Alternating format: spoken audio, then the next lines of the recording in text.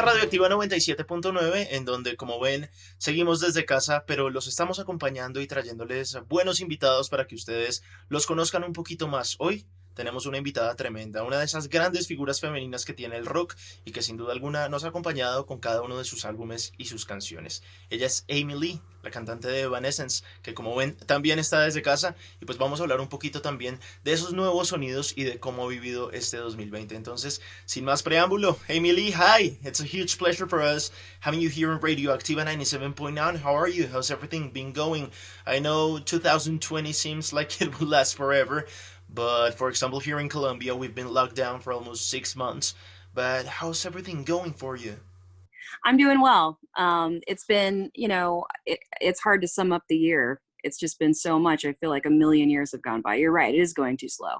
Um, but I'm proud that we've been able to, make music that we love and keep going during this time. I think that the key is to just find a new way. When you're in a situation that you can't control, you just have to find a new way to be who you are. And we changed our plans so many times, like throughout this year as we've been making and releasing new music. And I think that actually in itself has felt really good to feel able to feel not like we're only able to do things in one way. We shot music videos ourselves. We took buses and COVID tests and created a bubble so that, some of us could get together while some of us worked remotely, and have just been doing whatever we could to push forward. And the spirit behind that, the will and determination and the love for what we do, it's really coming through in the sound of the music to me. There's an urgency in it. So Just I'm happy. I'm good. I'm doing good, and we're healthy. It's great. It really is, and I know some fans are really happy hearing to those words. First of all, let's talk about Use My Voice. What an unbelievable song. It's amazing. The video is really powerful. And it's a kind of call for everybody, no? Nobody can talk for you. You need to use your own voice. And you've got to be proud for that song. Tell us about Use My Voice, please. I am very proud of that song. It's one of those ones that as a writer, like I'm so satisfied to see it finished because it took a long time to make. Just to get the writing down. I had the verses for a long time. I started that song 2 years ago, and just couldn't figure out the next part. And I just kept pulling it out and trying and going, that's not it, and putting it away, working on something else. And then, finally had a breakthrough after calling on a friend, my friend Dina, who's also in a rock band.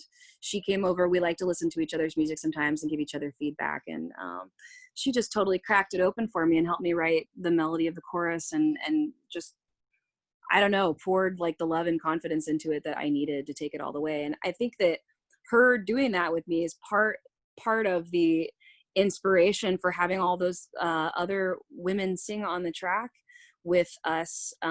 Just the feeling of unity and support, and strong women standing together. And it's not just about women, but that in itself, like the feeling of the power of there being many of us in the rock world, in itself is something that feels very powerful to me to hear. And I got to sing my vocals after we had that layer in there, and I got to feel and hear that power of my friends and my sisters standing beside me in that moment. So making that song was really special. And I definitely feel the meaning of the song coming through in a way that is so important right now in our country and in the world. We have to stand up and speak up for ourselves and be many, and fight for our freedom. We really do. This is a revolutionary time in the world. And I believe in the power of hope and love and people coming together across all kinds of differences in order to make things better. I really do. As depressing as you may or may not think my music is, I'm a very hopeful person for the future. And I believe that we can do better than what we're doing now. Yeah, I was going to ask you that because also look at these names, no? Lizzie Hale, Taylor Momsen, Sharon Donato, Lindsay Sterling, your sisters. I repeat, the message and the song are really powerful. It sounds great, but the most important thing is that it encouraged people to go and vote, to act for their country. And besides a clear statement, it's a kind of way of supporting people not only in the United States, but do you realize it encouraged people around the world in different cities in diverse countries to accept that message? Yes. We're I'm seeing things all the time. It's we are one thing. We are one human race. And we all have to be strong and fight for the same things. We have to speak from our own hearts. Obviously, everybody wants and believes different things, but that's the point. We should be able to. Everybody needs to be able to be themselves without without that being some kind of betrayal to what we're allowed to do. We should be allowed to be ourselves, and we should be respectful and accepting of each other. We have to be able to accept each other's differences to work together, I think. And I know that is a world issue. Yeah, sure, and I think that your music has the power to unite, no, to make people stand together, to get together for a common purpose or common purposes, and that's the beauty in Evanescence's music, no, that the lyrics are always speaking out, telling things raw in their way they're meant to be told and heard. So I want to ask you this: is it personally for you difficult to use your voice and try to draw personal experiences or common experiences and always try to give that message to people? Yes, it is. I let my lyrics be my private diary. And that started a long time ago when I was a little kid. And I say that in reality, I was like 13, 14 when I was first writing stuff, for this band. Um, and from a young age, it's like there were things that they're too hard to say, but in a poem, in a song, in a piece of art, in some other form of expression, somehow it felt safer and it felt allowed. And it just has become for me a place in my life where I can be completely free and completely honest, and completely raw without real fear of like exposing something or hurting someone. Even when I'm talking about really personal things about people that I love, it's hard to explain, but it is hard to do. I talk about it as a free play, it's no problem, but at the same time, I mean, it is hard. I have to get it out and go, okay, I guess I'm saying this here. Okay, here we go, buckle up. But then, I actually think sometimes the harder part is doing an interview and somebody says, what's this song about? And it's about like the most personal thing. And I have to find a way to explain it in a way that I'm comfortable beyond the lyrics. It's amazing, and it's amazing because I know nobody or almost nobody feels comfortable showing their private stuff now, and you've got to do this through your own music. So it's amazing, it's really powerful, it's almost like a gift for us, for every person that listens to your songs. But we can also forget about Wasted on You, which was your first single from this new album. I love the song, but the video is such a beauty. Every band member shot their takes or their scenes on their iPhones at home. How was this experience for you? I know that being locked down or on isolation is a new thing for almost every person on earth, but how was it for you to record this video?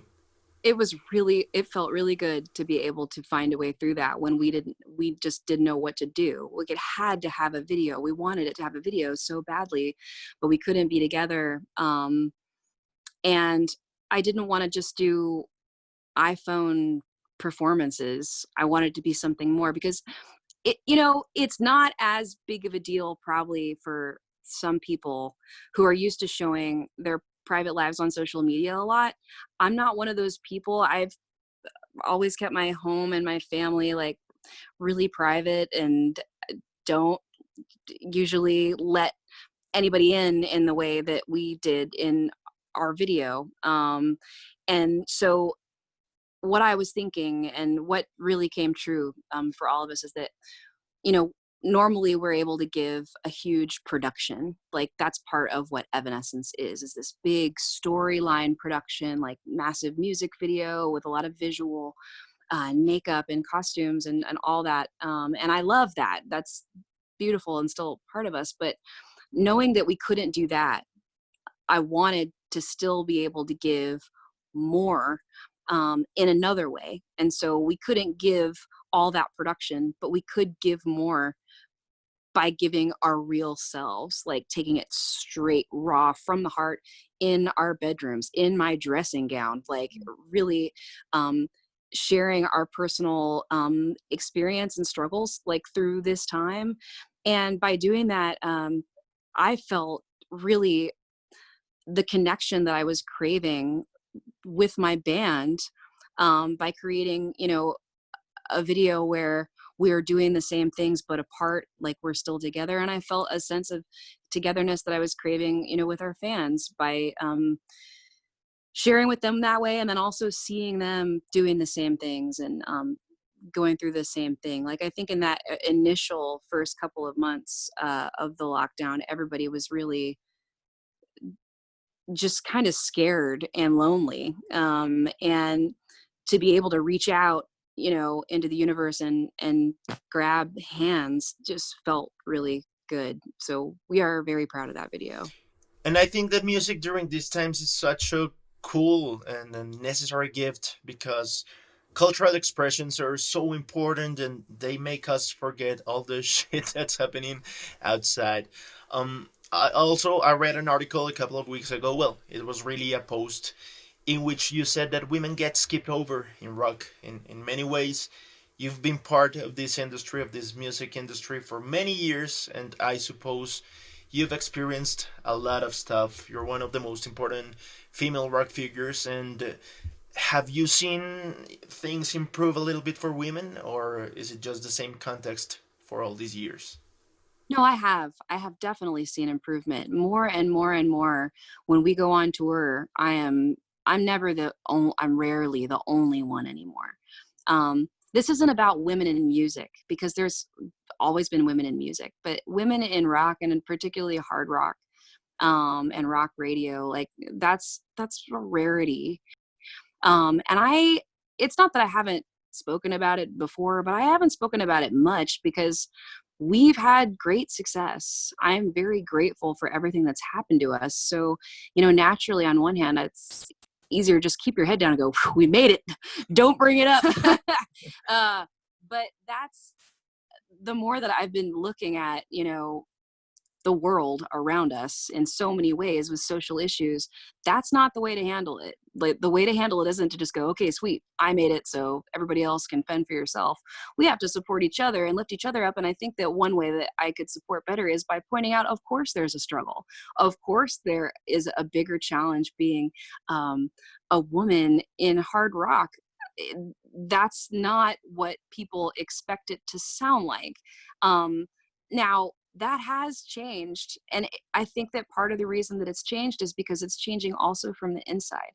There are more women engineers. There are more female producers. There are more female front of house mixers. There are more women tour managers. There's more in radio. Women in radio is a big deal. Like the more women and not you're wonderful. I'm not trying to insult you here, but like the more women that we get in radio, the more inspiration there will be to put women on the radio.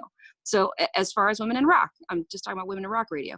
Yeah, I think that it's just important to point out we've been very lucky and I have seen change and I think that that's beautiful and I think we're on our way to somewhere. But I mean, yeah, it's still a challenge. It's always still going to be a challenge, especially in the mainstream because rock isn't mainstream. It's not. So I'm up against it all here.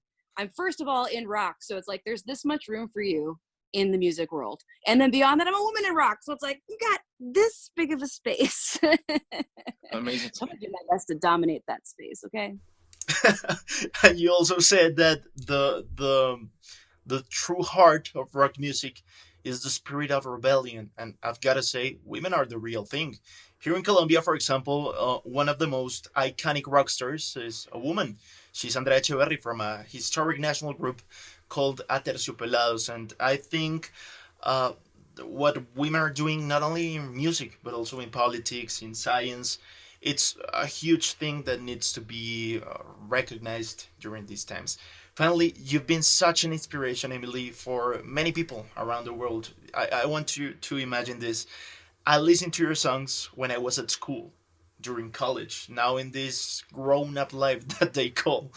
I don't know if you ever imagined that some kid or a bunch of kids in Colombia were beginning to love rock music because of you and because of your beautiful voice. I don't know how I can answer that. That is such a beautiful, beautiful thing to say. And it has touched my life.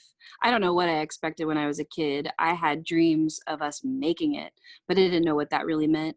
Um, and now that we've gotten a chance to meet people around the world and see people be touched by the music that we've made, it means so much to me. It's something that gives me fuel and fire when I'm on stage, when I'm writing, when I'm getting ready to go on stage.